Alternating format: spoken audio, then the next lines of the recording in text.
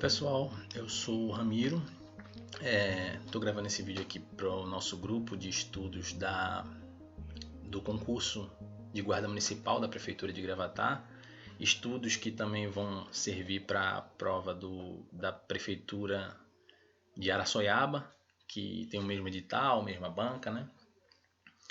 Enfim, hoje eu estou estudando a Lei de Crimes Ambientais. A gente está com as provas, nossas provas foram adiadas, né? E está agora com data a definir para a realização das provas. Mas foi bom porque dá para a gente revisar todo o conteúdo, né? Então, hoje eu quero compartilhar com vocês aqui o meu estudo da Lei de Crimes Ambientais, a Lei número 9.605 de 98, de 12 de fevereiro de 98. Eu gosto de começar sabendo da importância daquela matéria para a prova que eu vou realizar, né? Então eu sempre analiso como a banca cobra essa matéria, se cobra muito, se cobra pouco, que tipo de questão que tem. Enfim, analisando tudo isso, eu reparei que é um pouco difícil de prever como essa matéria vai ser cobrada, porque em 2019, em abril de 2019, a ADM-TEC realizou a prova da Guarda Municipal de uma cidade chamada Colônia de Leopoldina, em Alagoas. E, apesar da Lei de Crimes Ambientais estar no edital, não foi cobrada nenhuma questão.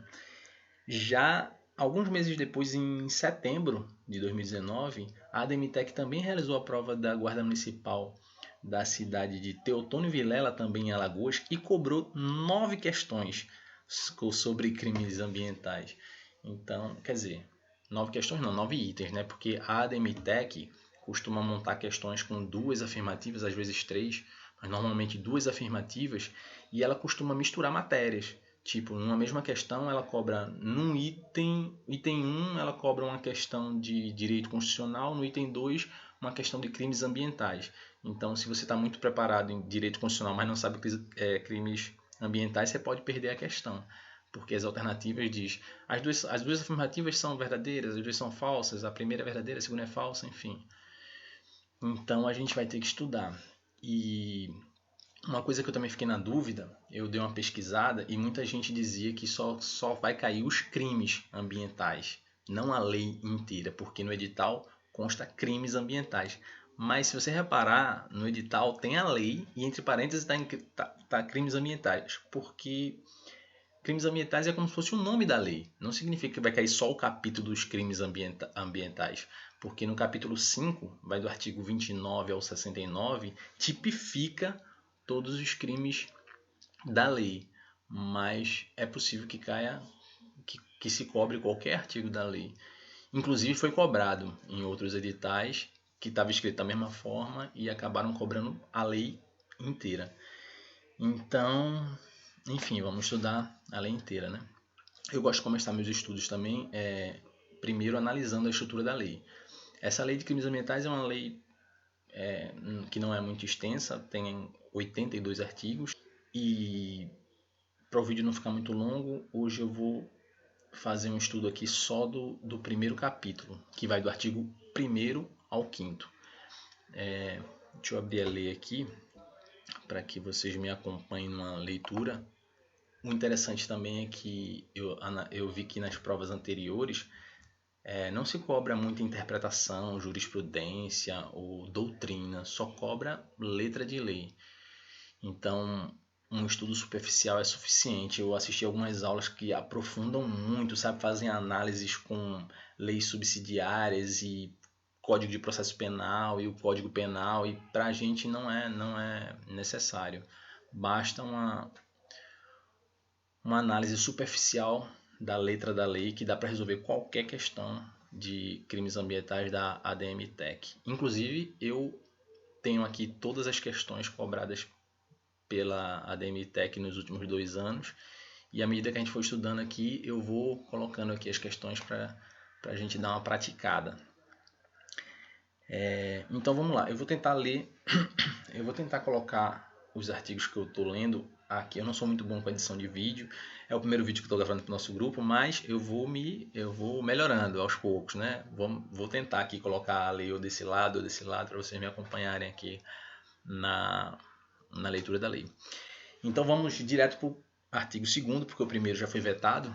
Eu adoro quando tem artigos vetados, porque diminui a quantidade de coisa para memorizar. E o primeiro já foi vetado, acho que pelo Fernando Henrique Cardoso.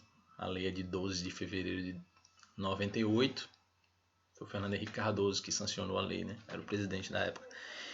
Então vamos direto para o artigo 2º. O artigo 2º trata do sujeito ativo, né? De quem comete o crime, que já é bastante interessante para a gente que já estudou direito penal e constitucional, porque aqui já traz uma novidade. Vamos lá.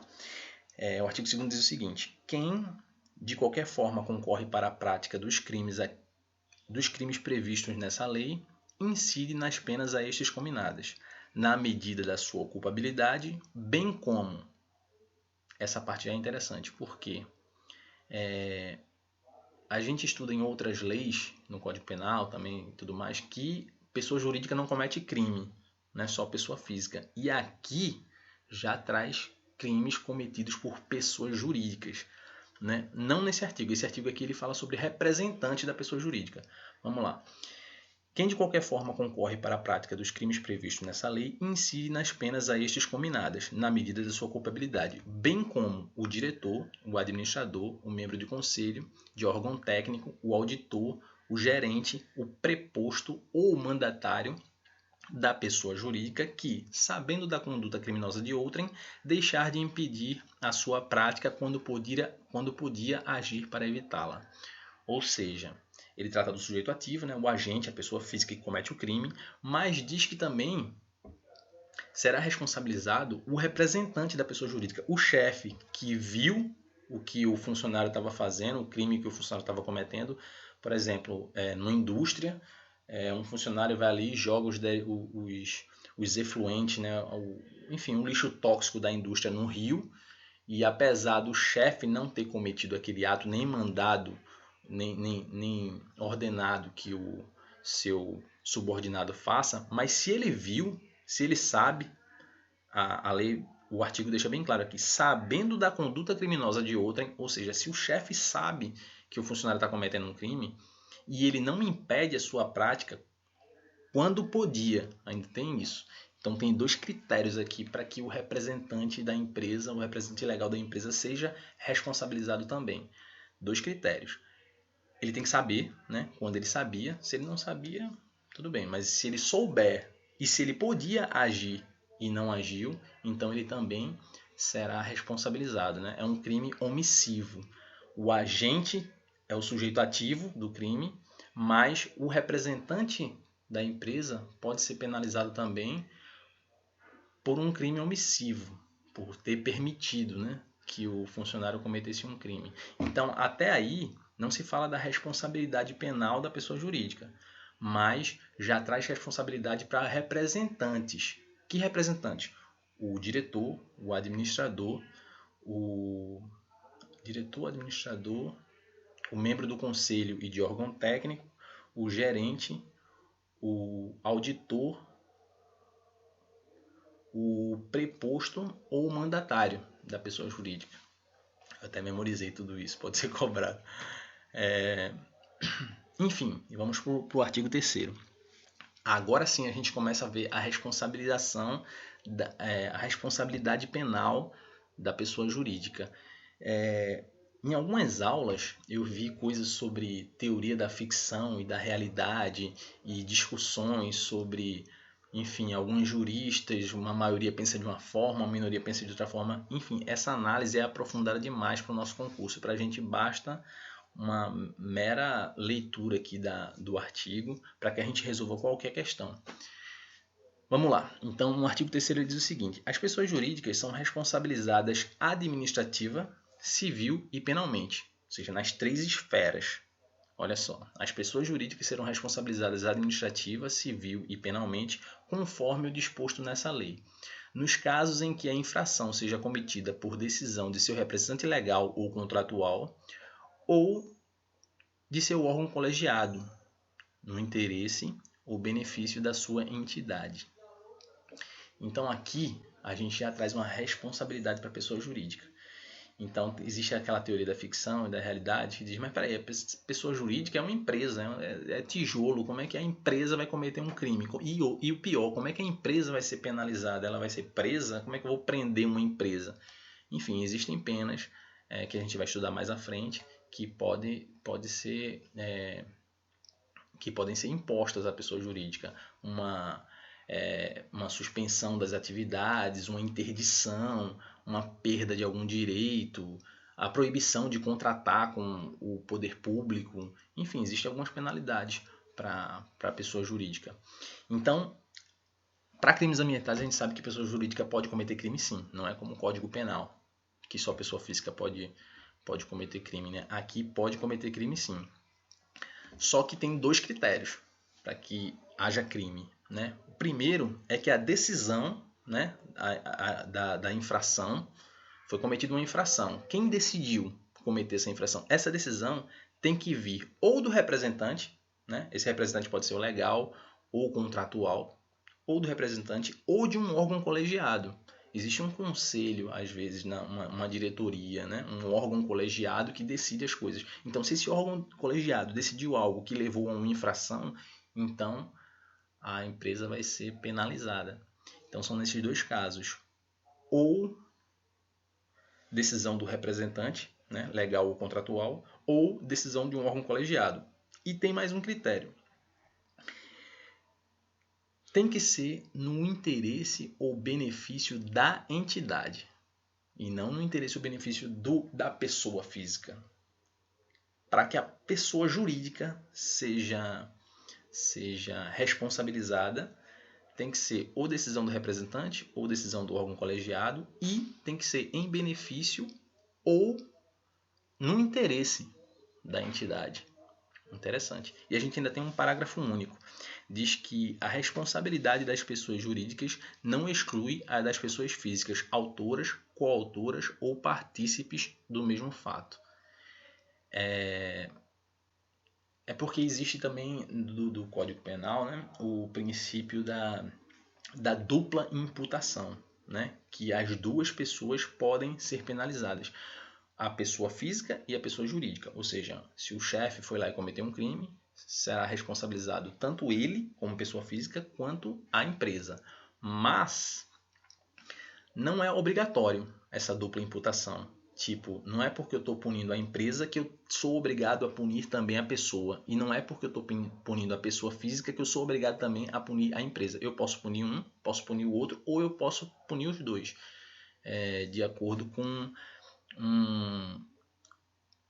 um recurso extraordinário. Isso é uma jurisprudência, né? Trazida com recurso extraordinário número 548181 do Paraná. Foi um caso da Petrobras que a Rosa Weber foi a relatora, mas enfim, a gente não precisa se aprofundar tanto. Basta a gente saber sobre a dupla imputação, né? Que a pessoa jurídica e a pessoa física podem ser penalizados. Os 2 ao mesmo tempo ou cada um isoladamente. E vamos para o artigo 4º. O artigo 4º trata sobre a desconsideração da pessoa jurídica. Por quê? Às vezes, essa pessoa jurídica tem que ser desconsiderada. Tipo, digamos que... Vamos para a leitura do artigo 1º. Poderá ser desconsiderada a pessoa jurídica sempre que sua personalidade for obstáculo ao ressarcimento de prejuízos causados à qualidade do meio ambiente. Ou seja, se uma empresa causou algum prejuízo ao meio ambiente e na hora de ressarcir ela não tem o dinheiro porque, sei lá, o representante legal transferiu todo o dinheiro da empresa para a conta pessoal dele e agora a empresa não tem mais dinheiro para pagar. Então, essa pessoa física está sendo essa pessoa jurídica está sendo um obstáculo para que haja o ressarcimento do prejuízo que foi dado ao meio ambiente. Então, a pessoa jurídica é desconsiderada e a pessoa física vai ser penalizada. Então, não adianta você tentar desviar todos os bens da empresa para uma única pessoa, porque a pessoa jurídica vai ser desconsiderada e o Estado vai atrás dos bens da pessoa física. Deu para entender? Ok, o artigo 5º também foi vetado, então a gente encerra aqui as disposições gerais. Se vocês gostaram aí desse modelo aí de estudo compartilhado, vocês me avisam que eu posto outro vídeo aqui continuando o estudo do restante da lei. O próximo capítulo é da aplicação da pena. Vamos ver uma questãozinha, né, para botar em prática essa teoria que a gente aprendeu. Ok, então nessa primeira questão, foi uma questão cobrada em 2019 na prova de guarda municipal da prefeitura de Teotônio Vilela, em Alagoas. Diz o seguinte: quem de qualquer forma concorre para a prática dos crimes previstos na Lei nº 9.605 de 12 de fevereiro de 98 incide nas penas a estes cominadas, na medida de sua culpabilidade, bem como o diretor, administrador, membro do conselho, de órgão técnico, o auditor, o gerente, o preposto ou mandatário de pessoa jurídica, que, sabendo da conduta criminosa de outrem, deixar de impedir a sua prática quando podia agir para evitá-la. Olha só, ipsis literis, exatamente o que está escrito no nosso artigo 2º. Não exige nenhuma interpretação, é puramente letra de lei. Então, é isso. Se gostaram, me avisem. Se tiverem algum comentário a acrescentar aí no meu estudo, por favor, me ajudem. Se tiverem questões sobre esses artigos, também compartilhem conosco. E é isso. Até a próxima.